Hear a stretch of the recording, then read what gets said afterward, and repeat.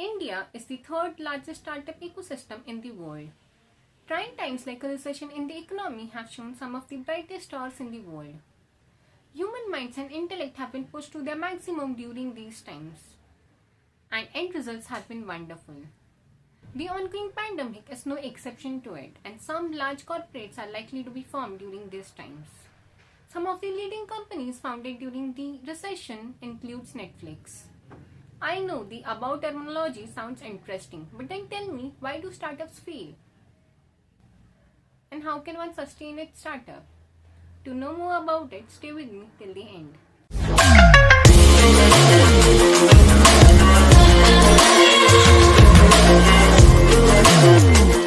Pehla reason for startup failure I will say is people are not aware about the benefits for startup provided by regulatory and statutory authorities. The mechanism for startup is regulated by Department for Promotion of Industry and Internal Trade. Various tax as well as non-tax benefits are provided to startups. So let's start with taxable benefits. First, Section 80 IAC of Income Tax Act. The gross total income of an eligible startup from an eligible business is allowed 100% deduction for a period of 3 consecutive assessment year. Wow, this sounds interesting. And इससे भी exciting ये है कि जो 3 consecutive assessment year है वो आप अपने choice से select कर सकते हो, but that should be within 10 years from the relevant assessment year when the company was incorporated. Now to simplify this, अगर आपको पहले तो ये समझना पड़ेगा कि एलिजिबल स्टार्टअप क्या होता है और एलिजिबल बिजनेस क्या होता है. बट फिलहाल के लिए ये समझो कि आप एक एलिजिबल स्टार्टअप भी हो और आप एक एलिजिबल बिजनेस भी हो. ठीक है, एलिजिबल बिजनेस भी कर रहे हो तो आपको 3 consecutive years के लिए टैक्स नहीं भरना है. यस, टैक्स नहीं भरना है. जो आपका सेल्स होगा 100% डिडक्शन सेल्स का अलाउ किया जाएगा. Okay, gross total income.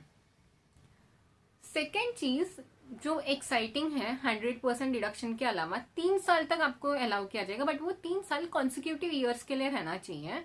और वो 3 ईयर्स आप 10 years within 10 years from the date जब आपने अपनी कंपनी स्टार्ट की थी, फ्रॉम द ईयर, वो रेलेवेंट असेसमेंट ईयर के विद इन 10 ईयर्स आपको वो क्लेम करना पड़ेगा. So yeah, now you will ask, ma'am eligible startup और एलिजिबल बिजनेस बताओ पहले तो. So let's start with eligible startup. To classify as an eligible startup, आपको 3 conditions satisfy करनी पड़ेंगी. First condition is the company should be incorporated on or after 1st April 2016 but before 1st April 2021.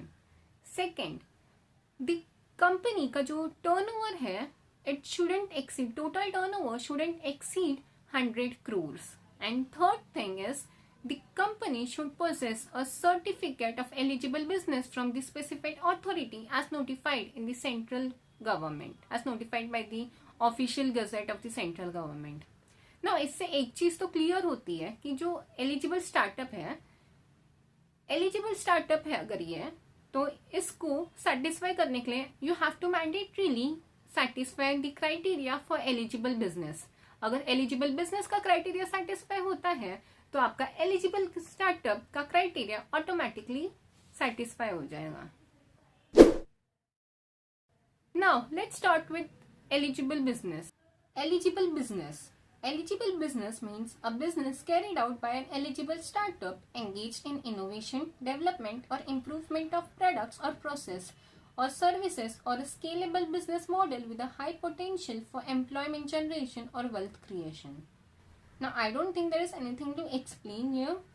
अगर आप इसको satisfy करते हो then you will be automatically termed as an eligible business और आपको सर्टिफिकेट दे दिया जाएगा. Now we are going to start with section 54GB. तो अभी मैं provision याद करके नहीं बोलूँगी.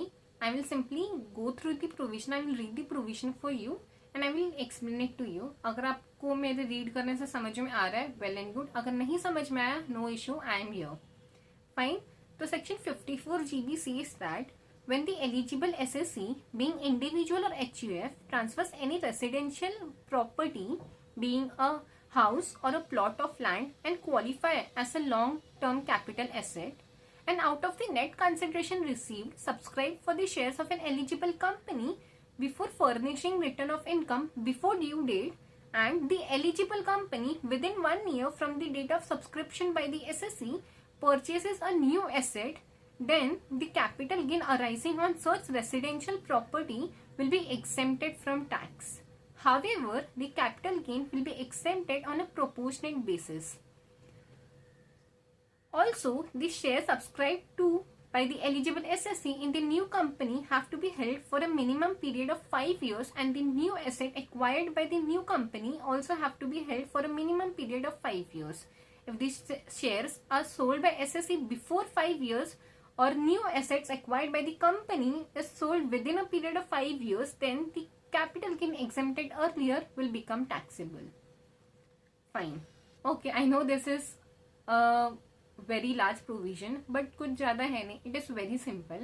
It simply sees that कि अगर कोई स्टार्टअप है और उस पर किसी ने इन्वेस्ट किया है वो स्टार्टअप में, बट प्रोवाइडेड दैट वो जो भी इंसान ने इन्वेस्ट किया है he is an eligible SSC. Eligible SSC कौन? इंडिविजुअल या फिर एचयूएफ ने अगर कोई स्टार्टअप में इन्वेस्ट किया है तो उसको कुछ बेनिफिट्स मिलते हैं, जैसे कि कैपिटल गेन उनको नहीं पे करना पड़ेगा. बट उसके लिए कंडीशन क्या है कि आपने जिसने भी इन्वेस्ट किया है, जैसे मैंने कंपनी को इन्वेस्ट किया, स्टार्टअप को दिया पैसा, तो स्टार्टअप को विद इन 1 ईयर उसे कोई तो न्यू एसेट खरीदना पड़ेगा फॉर दी, मतलब विद इन 1 ईयर आपको वो पैसे को यूटिलाइज करना पड़ेगा.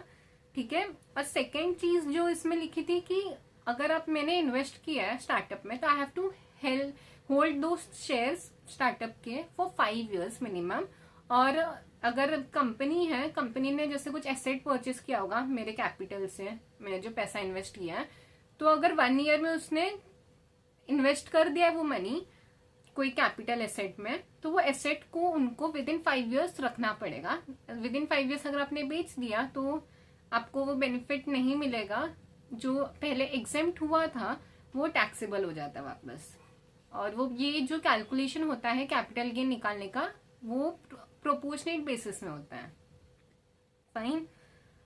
I think I was able to explain. If you did not, you can just simply comment down. I can explain you better there, or you can simply direct message me on my Instagram. Now, let's start with. Now I know this is getting way too confusing for you, so let me confuse you a little bit more. जो Department for Promotion of Industry and Internal Trade है, I will say DPIIT in short form. ठीक है. जो DPIIT है that is the mechanism that regulate startups. ठीक है. वो जैसे कि एक निगरानी रखता है कि ओके स्टार्टअप हो आप तो आप पे निगरानी करेगा कि अच्छा आपको जो जो बोला है आप वही तो कर रहे हैं कि नहीं. Okay. In short regulatory body for startups. ठीक है, ऐसा बोल सकते हैं. बट वो आपको टैक्स का बेनिफिट नहीं देगा. जैसे मैंने बोला कि कैपिटल गेन पे आपको टैक्स का बेनिफिट हो सकता है, तो उसके लिए you will have to go to income tax act. इसने भी कुछ क्राइटेरिया दिया है फॉर स्टार्टअप और इनकम टैक्स एक्ट ने भी दिया है. तो देर इज सम डिफरेंस. जैसे कि फॉर एग्जाम्पल आई से कि DPIIT बोलते हैं कि पार्टनरशिप फॉर्म्स भी स्टार्टअप के लिए मतलब they can also be classified as an eligible startup. But where income tax act doesn't say कि partnership form can also be eligible for a startup. ठीक है, मतलब can be classified as an eligible startup. तो ये एक difference है.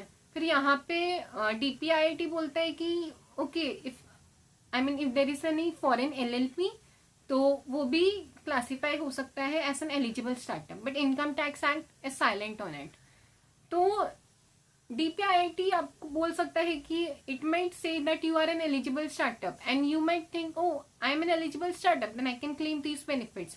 But आप इनकम टैक्स के पास जाओगे जब बेनिफिट्स क्लेम करने के लिए, income tax will not allow you. Okay, so what you have to do in such situation is you have to bring the law in the same page. That is, आपको एक uniformity create करनी पड़ती है. You have to look on overall basis कि क्या है क्या नहीं, and then accordingly you will get the benefits of it. खैर उसके लिए उतना do not worry on it. Your CA will take care about it. Now let's talk a little bit about non-taxable benefits. तो पहला तो ये है कि गवर्नमेंट ने government equity funding support provide करता है for development and growth of innovation driven startup. Second thing is government has set aside approximately 10,000 crores as a corpus fund to support startups. Third thing is there is very faster exit for startups. Even MCA has notified that a startup can wind up its operation within 90 days.